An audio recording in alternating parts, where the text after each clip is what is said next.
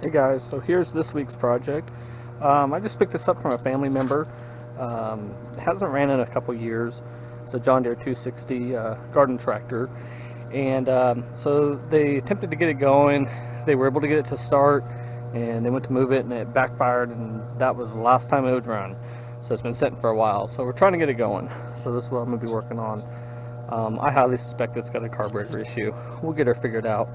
Also with these tractors, the fuel tanks are like right underneath the seat, and as you can even see indicated by the fuel cap here, a lot of rust. So these things are notorious for getting moisture and water down inside the tanks, so it's a good possibility that that's probably what had happened. And another good indication on this, you can see the back side of the seat, there is rust, so that tells me that moisture has built up around this, as well as on the back of the seat. Anytime you see any kind of a glazing over like that, that's a good indication that there's a lot of water. So when it runs down, it runs right into that cap. So we're going to tear into it and see what's up.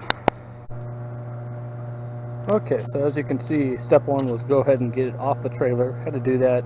Usually I do repairs right on the trailer, but I needed to be able to open the hood. So take a look at that.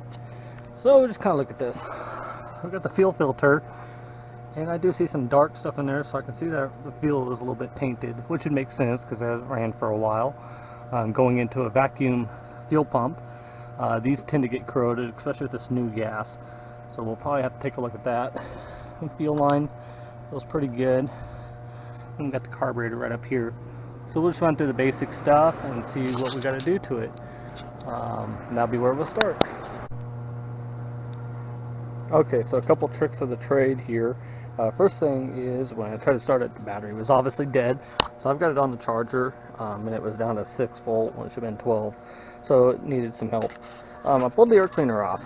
Now, one thing that you note with this is anytime you pull an air cleaner off, and when you look down in there, you can see how dirty it is in there when you rub your finger off. You can see it backfired. That indicates to me right there that it had a fuel issue. The amount of dirt there, it's like it tried to catch up with itself. So we'll definitely be taking a look at that. I'll probably go ahead and take it off and clean it real good. Probably be the next step here. Okay, so I've started assessing this tractor, and I kind of got an idea as to what's happened to it. The fuel tank has some fuel in it, but it's really rotten. So it definitely will have to be flushed. I'm maybe going to try to start the tractor without doing that. I noticed right on the top of the fuel cap, right there is a crack. So that fuel cap will have to be replaced, otherwise it's just going to be an ongoing issue. Right here is the fuel valve, so it is on, but unfortunately when I come around to the other side of the tractor, right here is where the other end of it comes out, and the line is extremely hard. So I think it's best to go ahead and replace the fuel line, otherwise it's just going to crack and break. Get a new filter, little piece of line there, maybe able to reuse those clamps, maybe go ahead and just get some new ones. So I definitely want to do that before I try any further. Carburetor, I would like to go ahead and pull the carburetor off and clean that as well, because I can almost guarantee there's gunk in there. Now with all these new modern tractors, right here is a fuel sending sensor. So basically the way that works is if you roll the tractor or something, it's designed so that it doesn't put any more fuel in the system, so it'll cut off right away. And I've seen these get gunk up at the bottom of the carburetor, so you definitely want to pull the carburetor off to get that part clean. Otherwise it won't kick in to allow the fuel pump to work and get fresh fuel in there. So that's kind of the direction we're going to go. I think I'm about as far as I can go on this tonight. I'm going to have to go and order some parts. I do want to mention a couple things though. In order to do that, to get the fuel tank out, I will have to pull the rear fender housing and seat off, and that's not too hard to do. There's a couple bolts here and one in the back, and that whole back flange will come off, which will allow me access to the tank. I can move it and then get it officially cleaned out. One last thing I want to share is when I do stuff like this, I like to use my whiteboard and kind of the information I gather on it. I'll start off with what the equipment is, get a product ID or serial number, and that always helps when you start looking at product online and stuff. And I kind of address an issue. What's the original issue? It won't start, run. It's been about 3 years since it's done that, so that's a good starting point. And kind of an overall diag as to what I'm thinking is going on. I also put down Kind of the resolvement, I think definitely a new fuel tag, or fuel cap as I've mentioned, and I'd like to get a tune-up kit for that.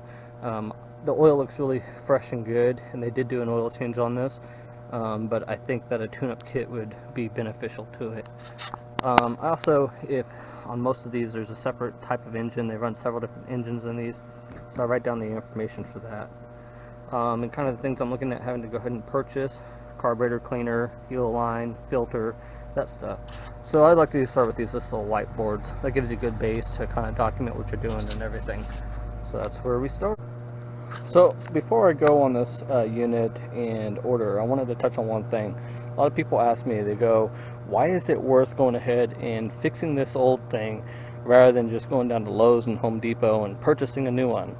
Well, this tractor really isn't that old of a tractor.